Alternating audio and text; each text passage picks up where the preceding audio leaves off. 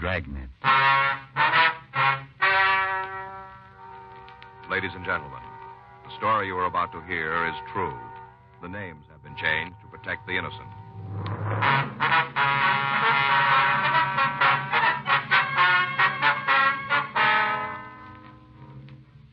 You're a detective sergeant.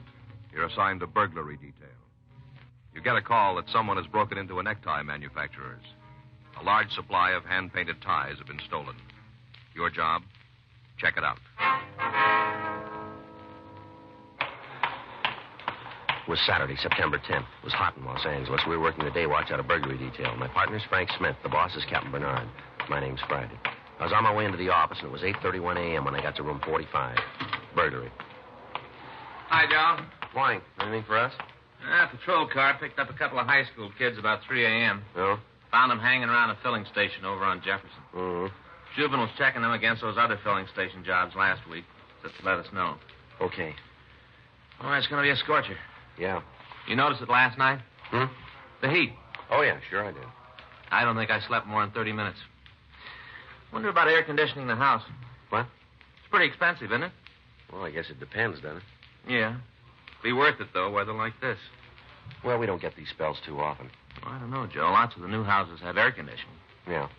Just the bedroom might not cost too much. You know, one of those portable units. Mm-hmm. I get it. Burglary Friday. Yes, sir.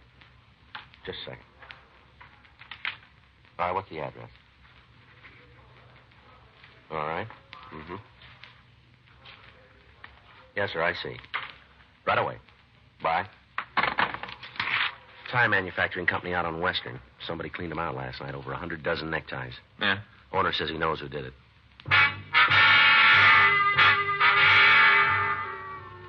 Frank and I drove out to a small manufacturing shop on Southwestern Avenue. 9:03 a.m. We interviewed the owner, George Prosper. He told us the back door had been forced open during the night and that a large supply of hand-painted neckties had been stolen. You see right here, the lock's broken. Yes, sir. That's how he got in, no mistake about it. Uh-huh. You take anything else beside the ties? Oh, a little cash, $80, $90. But the ties are the important thing. Oh? Yeah, they're worth at least $5 a piece retail, all hand-painted, you know. Yes, sir. Some of them are worth more, special designs. Why is that? Well, they're made up for the individual, one of a kind. Oh, I see. Of course, most of the ties he stole weren't specials. They were from a wholesale stock, Christmas orders. Mm-hmm. I'll admit it doesn't feel very much like Christmas today, but we have to get our orders filled before the end of October. Mm-hmm. I certainly hope you'll be able to get the ties back for us in time. Yes, sir. You said you had an idea who the thief might be. Yeah, that's right. Morgan Gilroy. Who's he? Young fellow used to work for me. I let him go first last week. Uh-huh. Just wasn't dependable. Always late in the morning. Careless worker, too. Yeah, well, why do you blame him for the burglary? Well, he was very upset when I fired him. Said his wife was having a baby. Said I didn't have any right to let him go without notice. I see. Told him I'd warn him often enough. Gave him a whole week's pay, and that seemed more than fair to me. Did he say anything else? Well, yeah, he threatened me. Oh. Said I'd be sorry I fired him. Said I'd live to regret it. Uh-huh. Made quite a scene. Told him if he didn't get out, I'd call the police. Did he leave then? Well, not right away. He quieted down some, asked me to change my mind and keep him on. Said he couldn't be out of work now, that he had to have a job on kind of the baby. Mm-hmm. I told him there are plenty of jobs to be had. If a man really wants work, he can find it. Yeah. Different when I was his age. Had to earn your wages. Mm-hmm. And he'd take young fellas like Gilroy careless, irresponsible, always looking for shortcuts, always looking for an easy dollar. Never give value in return. Yeah. That's why I'm sure it was him. Just the sort of stunt he'd pull. Easy way to earn a dollar. Well, then he's got something to learn, hasn't he? This was the hard way. Frank and I called the crime lab. While they checked the premises, we continued to interview the victim, George Prosper. He gave us a description of the suspect, Morgan Gilroy, and Gilroy's home address. They also gave us a detailed description of the stolen property. 10:17 a.m. The lab reported that they were unable to find any useful fingerprints on the jimmy door. Pictures of the jimmy marks were taken. There was no other physical evidence. 10:57 a.m. Frank and I drove out to the address Prosper had given us. It was a small apartment house on Fountain Avenue in Hollywood. The Gilroy apartment was number 7.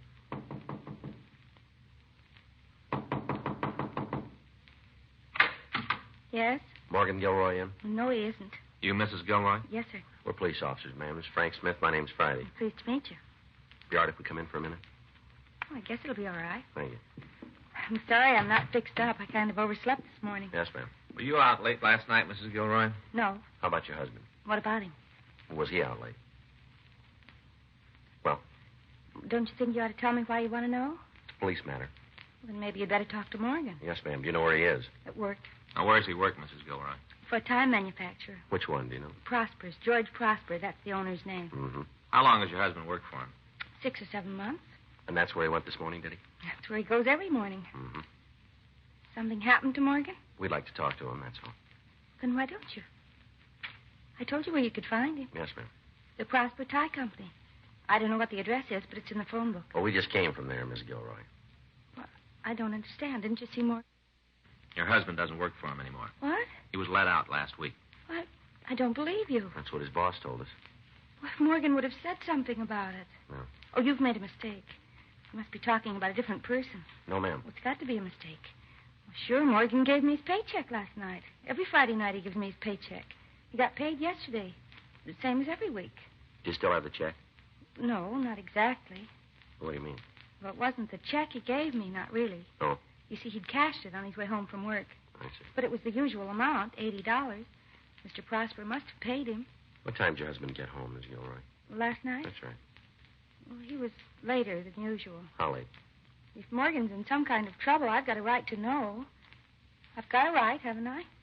Suppose you just answer our questions, would you? He wouldn't have done anything wrong. Not at a time like this. You see, we're going to have a baby. I see. Morgan doesn't even think about anything else. He wants everything to be just perfect when the baby comes. That's why he couldn't have done anything wrong. Do you understand what I'm getting at? Yes, ma'am. That's why, whatever it is, well, it just has to be a mistake. Well, you can help us clear it up. All right. What time did he come home? About 2:15. A.M. Yes, sir. Mm-hmm. Did he say where he'd been? He called from the shop about 5:30 yesterday afternoon. Said they had a rush shipment to get out, that he'd be working late. Told me not to wait up for him. Had he ever worked this late before? Once or twice. Not till 2:15, maybe, but till nearly midnight. Were you awake when he got home? Yes, sir. Then you're sure of the time, 2:15. Yes, sir, I'm sure. You see, I couldn't get to sleep. I was kind of worried about him. I guess I kept watching the clock. It was 2:15 when he came in. What did he say? He was kind of put out, provoked about my still being awake. Said I ought to get my rest on account of the baby. I guess I sort of flared back. I said it was his fault on account of him being out so late. Oh, it wasn't a real fight or anything like that. Yes. He said I oughtn't to blame him, that we'd need all the extra money he could make. And he took out his wallet and gave me this week's pay, like I told you. Mm-hmm. Did he bring anything else home with him, Mrs. Gilroy? With him? Extra clothes, ties, anything like that? No. You mind if I look around the apartment? Well, I know where everything is. If you'll tell me what you're looking for, maybe I can help you. That's all right. I can make out. It's just the bedroom? Yes, the bed isn't made. Don't worry about it. I wasn't feeling very good this morning. Yes, ma'am. Would you like some coffee? No, ma'am, thank you. What about your friend? No, I don't think so. Did Mr. Prosper really say he fired Morgan? Yes, ma'am. Or did he say why? Well, you better ask your husband about that. Just isn't fair. In a time like this. Mm-hmm. You don't appreciate Morgan. None of the people he's worked for. Yeah. Man does his best. This is the thanks he gets. Mrs. Gilroy, these ties belong to your husband? Well, yes. You know where he got them? Sure, there's some he made at the shop. Samples. I see. Does he have any more of the same kind? I don't think so. Don't tell me all this fuss is about a couple of ties. Well, it's a few more than that, ma'am. Oh? 100 dozen.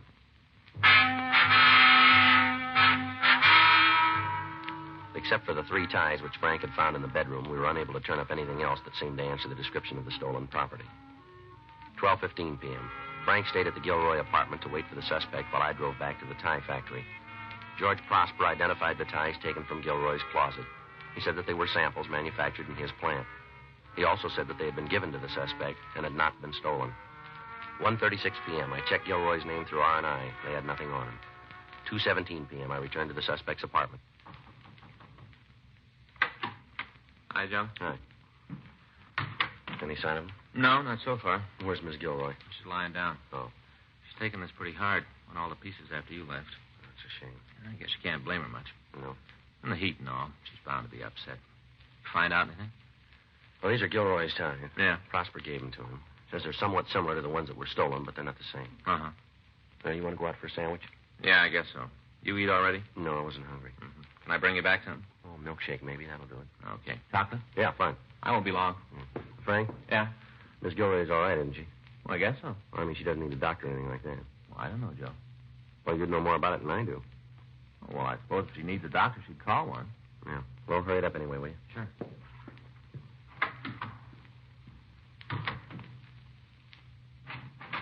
I thought I... Oh, you. Yes, ma'am. What happened to the other officer? Went out to get some lunch. Oh, You feeling better? yes, thank you. The apartment's so stuffy today. That's what it was. Yes, ma'am. No, that isn't what it was at all. Ma'am?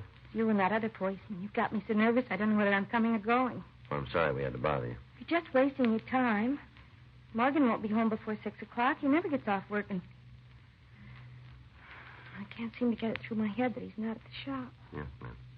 Look, the minute he comes in, I'll telephone you. Or if I hear from him, I promise, the minute he comes in. Well, it might be better if we wait. Won't you try to believe me? Morgan's honest, completely honest. Yes, ma'am. He hasn't done anything wrong. If he had, I'd know it. He'd have told me. And there's one thing he didn't tell you, Miss Gilroy. Oh? That money he brought home last night. Well? Where it came from. Frank and I waited in the apartment until the suspect, Morgan Gilroy, came home. 6:17 p.m. We took him into custody and drove him down to the city hall for questioning. He was very uncooperative and for nearly an hour refused to discuss his whereabouts the previous night. 7:08 p.m. We continued the interrogation. How'd you happen to lose your job last week, Gilroy? Ask the boss. He says you weren't dependable. That's his opinion. You afraid to tell your wife he fired you? Who says I didn't tell her? Did you? Well, maybe you'll feel more like talking in the morning. Morning. That's right.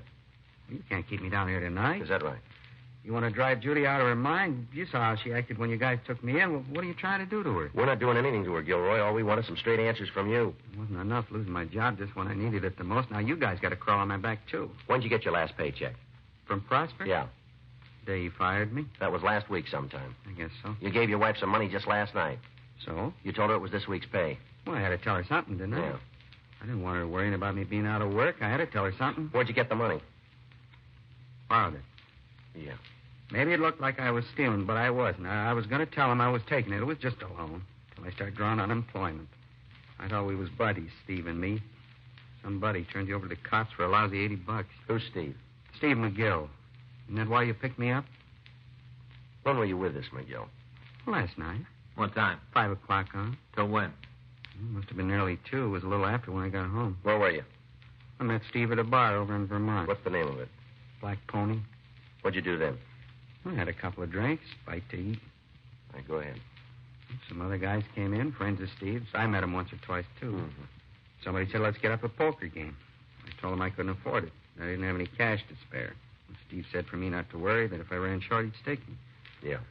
We all went over to his place. I did real good for the first couple of hours. I only had $5 to start with, ran it up to over 100. Is that right? They were all ribbing me. About how I was the one that didn't want to play. Yeah. Along about midnight, my luck started turning. By 1:30, I was cleaned out. Always seemed to be second high. Mm-hmm. Get a straight, sure as fate, somebody else would have a flush, second high. The game break up at 1:30? Well, they played on a little longer without me, 15, 20 minutes. I stayed on because I wanted to make a touch from Steve after the other guys went home. All right, go ahead. I didn't know how to bring up the subject. Not that Steve can't afford it. He's got plenty of dough, and he won over a couple of hundred in the game. Mm-hmm. I was kind of beating around the bush, and all of a sudden I noticed how drunk he was. He couldn't get his pants off. Mm-hmm. Just toppled over on the bed and went to sleep. At least he sure looked like he was asleep. Mm-hmm. Money was still laying there on the table where we'd been playing, over $200. I only took 80. That ought to prove I ain't a thief. If I was, I'd have taken it all. What'd you do then? I went home. Did you stop off on the way? Well, I couldn't have. Ask Judy. She'll tell you. I was there by a little after 2. Were you in the neighborhood of the tie factory last night? Now, within a half a mile. What's that got to do with it, anyhow? Where's this friend of yours live? Steve? That's right. A little street just off Western, Gramercy Place. You got a telephone? I guess so. You know the number? Not offhand. It must be in the book. I'll check it, Joe. Last name's McGill, huh? That's right. What the heck's going on here? You guys didn't even know about Steve. He didn't turn me in. Well, who did? A lot of ties were stolen last night. Factory you used to work for. Ties? That's right. Well, you think I had something to do with it? Your ex-boss does. Well, he hasn't got any right to accuse He me. threatened to make trouble. Well, I may have sounded off when he fired me, but it was just talk. How could I make trouble for him? Somebody did.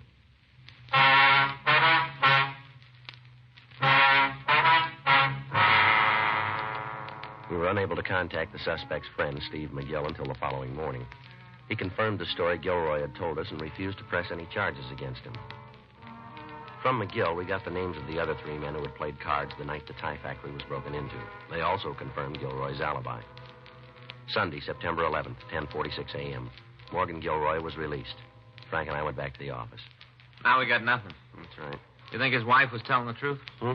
About him getting home at 2:15. We can't prove he didn't. No, I guess not. Well, it seems to be cooling off a little, doesn't it? Yeah. Probably would have been able to sleep last night, too. Yeah. That's my luck. Well, maybe you can grab a nap this afternoon. No, I don't feel right when I sleep in the daytime, Joe. Isn't good for a person, you know. Throws your system right out of whack. Hmm. Except for my brother-in-law, Armin. He can sleep anytime, any place. No strain at all. Here you go. Burglary Friday. Yes, sir. Uh-huh. Yeah, I've got it. Well, when did it happen? I see. Right. Goodbye.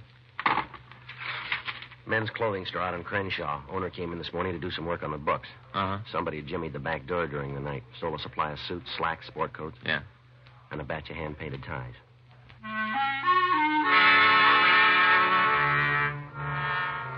Frank and I drove out to Nimbo's men's store on Crenshaw Boulevard. We talked to the owner, Carl Nimbo. He showed us how the store had been entered and gave us a description of the stolen merchandise. The thief had apparently followed the same M.O. that had been used on the Prosper Tie Company. We were unable to learn anything more about the suspect's identity. Several days later, a tie shop in Hollywood reported the loss of over 200 knit ties. The following night, a men's clothing store on Wilshire Boulevard was burglarized. Investigation indicated that all these crimes were the work of the same man or men. Burglars who were known to have used similar M.O.s were interrogated. No leads were developed. Monday, September 19th, 8:06 p.m. Frank and I were getting ready to go off duty. You want to stop by the house on your way home? No, I'm pretty tired. I think I'll hit the sack early. We could watch a little TV. It's supposed to be a good fight tonight. It's too late for that now, isn't it? Oh, yeah, I guess so. Oh, we could watch something else. You're not going to go to sleep at 8 o'clock, are you? No. Well, come on then. I'll get it. All right. Burglary, Smith. Who? Oh, yes, sir. Sure, I remember. Yes, sir. I see. What's that address? We'll meet you out in front. Right away, yes, sir. Guy owns that tie factory, George Prosper. Yeah. He's calling from a bar over on Normandy. Uh-huh. One of his stolen ties just walked in.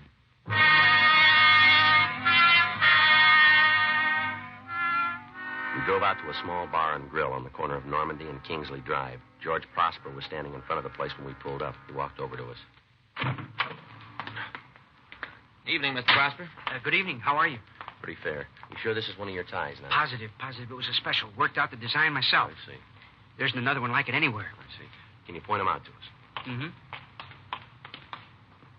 Now, see, through the window there, that corner booth? That one there, huh? Yeah, tall fella sitting alone. Okay, thanks. You want me to come in with you? No, sir, we'll take care of it. We might need you later on, though. Whatever you say. You know how to get in touch with me. Yes, sir. Good night. Night. Good night, sir.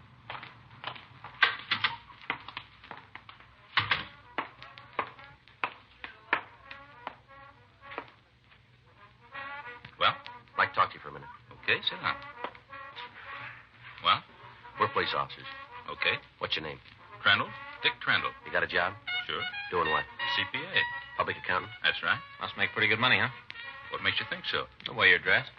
I'm single. I don't have a lot of expenses. It's a nice suit. Thanks. Remember where you bought it? Sure, San Francisco. Mm-hmm.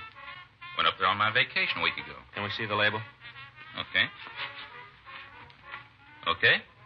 Yeah. One drink? No, thanks. My pleasure. Nope. You ever been arrested, Trendle? Sure. Tell us about it. Speeding? Nothing else. No. You get that tie up north, too? No. Where'd you get it? Fellow I met a couple of nights ago. Got to talking to him in a bar. What bar? Oh, Olympic down toward town. Don't remember the name of it. What about this fella? We were talking. Said he was in the clothing business. Happened to mention my hobby was stamp collecting. Yeah. Said sure was a coincidence. What do you mean by that? One of his customers was a stamp collector, too. Had the factory make up a special tie for him. Designed it like rare postage stamps. Oh. This one right here, the one I'm wearing. Uh-huh. Offered to sell it to me. Yeah. Because the customer it was made for had left L.A. You have the tie with him? In his hotel. Took me over there to show me. What hotel was it? Oh, I don't know, a little place a couple of blocks away from the bar. You think you could find it again? I guess so. Did you go up to his room? Yeah, he showed me the tie. Showed me a lot of other clothes, too. Did you buy anything else? Nothing else I needed. I stocked up when I was in San Francisco. Didn't need the tie either, but it was a real bargain. Yeah. $350, it's all he asked for it. felt like this was worth at least $7 or $8. Mm-hmm. Sure couldn't see how he was making any profit selling it at a price like that. He made a profit. Well, it doesn't seem possible. It must have cost him more than $3.50. No, it didn't. Huh? But it will.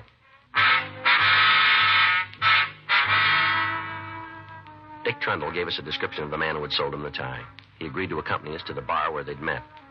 10:17 p.m., Frank and I interviewed the bartender at the BTJ Cafe on Olympic Boulevard. He remembered the suspect and said he had been in several times during the past week. He couldn't tell us his name or address. We left the bar and canvassed the vicinity for the hotel where the suspect had taken Trundle. 10:58 p.m., Trundle identified the Mortensen Hotel as the suspect's residence. Frank and I went inside and talked to the clerk on duty. To the best of my knowledge, there's only one person staying here who fits that description. That's Mr. Lafferty. Mm-hmm. He's one of the nicest gentlemen you ever meet. He's in the clothing business. Is he around now? Let me check his box. Yes, he must be in his room. The key's not here. What room is that? It's 212. He's very careful, Mr. Lafferty. Always leaves his key at the desk whenever he goes out. All right, thanks. He's generous, too. Generous to a fault. You don't say. Sure. See this tie? He gave it to me. Is that right? Yeah, it's one of my favorites. That's too bad. Hmm? You may have to give it back. Frank and I walked up to the second floor. Room 212 was at the end of the hall near the fire escape. The transom was open, and we could see a light inside the room. Who is it? Come on, open up. Yes, sir. Just a minute. What can I do for you, gentlemen? Police officer, stand still. Oh, police. You're wasting your time. I don't believe in firearms. He's light, Joe. What did I tell you? All right, where's the stuff? I suppose you mean the items I stole? That's what we mean. I've already managed to dispose of a good deal of it. What's left is in the closet, in the I'll bureau. check. By the way, the burglar kit's under the bed. Thanks. Always believe in cooperating with the police. Things seem to work out better that way. Yeah. Although, frankly, I'm surprised you weren't here sooner. Is that so? Last week. That's when I was expecting you. Oh, I'm sorry we were late. Well, looks like we got everything we need, Joe. All right, let's go. You didn't overlook the tools. Don't worry. Last week, I was certain you'd be here then. Mm-hmm. Right after my second job. I've never been able to pull more than 2 before, without being arrested, I mean. You don't say. It was 4 this time, you know. Yeah, we know. 4 jobs. Well, that's a new record for me. Well, let's don't let it go to your head, huh? Oh, I don't take all the credit. If I'd ever worked Los Angeles before, you probably would have found me sooner. Mm-hmm. Have to go somewhere else when I get out. Yeah. Maybe up north to Seattle. I never worked there. Mm-hmm. Might be able to pull 5 jobs before they catch me. Set myself a new record. Yeah, well, that's not likely. You'll see. Just wait till I get out. We won't be around that long.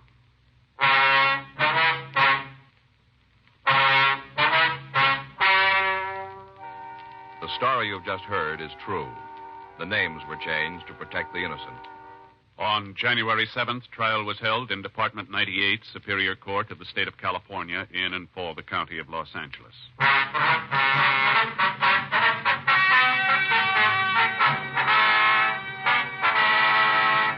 Russell Herbert Lafferty was tried and convicted of burglary in the first degree, 4 counts. Because of his previous record, he was adjudged to be an habitual criminal and was sentenced to life imprisonment in the state penitentiary, San Quentin, California. Dragnet, the story of your police force in action, is a presentation of the United States Armed Forces Radio Service.